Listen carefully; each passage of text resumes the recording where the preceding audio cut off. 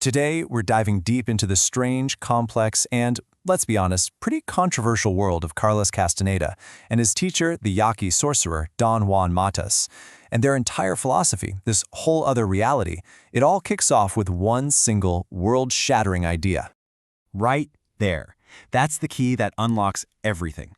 What Don Juan was saying is that the reality you and I take for granted every single day, it's not some objective thing out there. It's a story. It's a description that's been hammered into us since the day we were born. So in his view, we don't actually see the world. We only see a story about the world. And the man who drops this bombshell? It wasn't some philosopher in an ivory tower. No, according to Castaneda, this was Don Juan Matus, a teacher from an ancient line of sorcerers. And his goal wasn't just to talk about ideas. It was to physically guide his student to perceive a completely different reality. So who exactly was this mysterious man? Castaneda says he met him back in the early 60s. Don Juan was a Yaqui Indian from Mexico, and people called him a brujo, which is a Spanish word for a sorcerer or a healer. And for more than a decade, he put Castaneda through this incredibly intense apprenticeship, one designed to literally tear down his entire worldview, piece by piece, and build a brand new one from scratch. Okay, so that leads to the first big question. Where do you even start? If our reality is just a description we're constantly telling ourselves, then the very first step to seeing anything new is to just stop. You have to shut off the narrator. Don Juan called this stopping the world. You know that voice in your head? The one that's always chattering away, labeling things, worrying, planning? Well, according to Don Juan, that internal dialogue is the glue holding your reality together. It's constantly narrating your world into existence. Stopping the world means silencing that voice, even for a split second. Because in that silence, the world as you know it kind of flickers, and a crack opens up where something totally new can be seen. And let's clear up a huge misconception right now. A lot of people hear Castaneda and immediately think of psychotropic plants, but that was never the point. In fact, Castaneda himself later said focusing on them was a mistake. For Don Juan, they were just a tool, a crutch for a Western apprentice who was so stuck in his head that he couldn't perceive anything else. The real work, the core of the path, was all about discipline, not drugs. So, what happens when an apprentice actually starts to get the hang of this, when they begin to stop the world? A whole new picture of reality starts to form. And at the very center of this new picture is a fundamental duality, two sides of a coin that make up the totality of, well, everything. On one side, you have what's called the tonal. The easiest way to think about it is as a small, well-lit island in the middle of a vast ocean. This island is everything we know. It's our reason, our personality, all the things we can name and categorize. Tables, chairs, emotions, ideas. It's the part of us that organizes the world into a neat, understandable place. It begins when we're born, and it ends when we die. And then, there's the nagual. If the tonal is that little island, the nagual is the ocean itself. It's everything else. The absolute totality of the unknown. It's indescribable, mysterious, chaotic. It's the source from which everything on the island of the tonal emerges, and it's the vast, silent sea our reason does its best to pretend isn't there. So, you see the balance here, right? The tonal is our everyday world of order and logic. The nagual is the raw, untamed potential of the universe.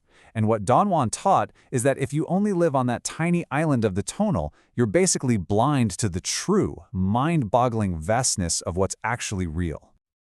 All right, so if the big goal is to get a glimpse of that vast ocean, the nagual, how in the world do you do it? Well, Don Juan laid out a series of very specific disciplines. He called it the warrior's path, and it's basically a set of practical techniques for breaking out of your routines and building up enough personal power to handle what's on the other side. These disciplines are all designed to make the warrior fluid, inaccessible. For example, erasing personal history means you stop letting other people's ideas about you define who you are. Not doing is all about deliberately breaking your everyday habits to jolt your perception. Stalking is the art of acting with absolute precision and control. And then there's the really big one, dreaming. Now, we're not talking about your normal, chaotic, anxiety-filled dreams. For a sorcerer, dreaming is a hardcore, controlled art form.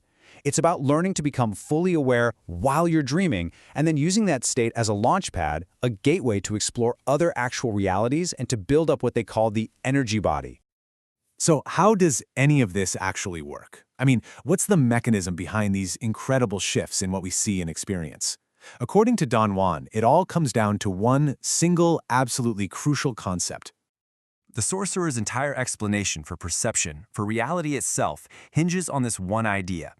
They say we perceive the world the way we do because of something called the assemblage point.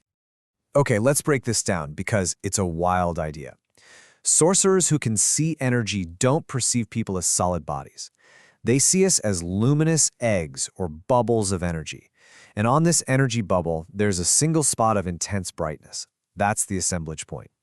For most of us, its position is rigidly fixed, which is why we perceive the exact same reality day in and day out. The entire path of the warrior, all the disciplines, the stalking, the dreaming, it's all designed to do one thing: move that point. Because if you can shift it even a tiny bit, you literally begin to perceive another world. And this brings us to the biggest question of all. What's the point? Why go through all this incredibly difficult, sometimes terrifying training? Is it just about getting some kind of magical powers? This quote really says it all. The single biggest obstacle to seeing anything new, to real awareness, is our own self-importance, our ego. That's what keeps the assemblage point locked in place. The warrior's path is a systematic, relentless attack on that ego until there's nothing left of it. And that's the real endgame. This isn't about learning to do magic tricks for their own sake. The ultimate goal is what Don Juan called total freedom. The freedom to perceive any world you want. The freedom to break out of the cage of your own description of reality. And ultimately, the freedom to witness infinity without the filter of your own self. So, we're left with one final, kind of chilling thought. If the world you wake up to every single day is just one story, one possible description out of an infinite number, it really makes you wonder, doesn't it? Who's holding the pen, and what other stories could you choose to write?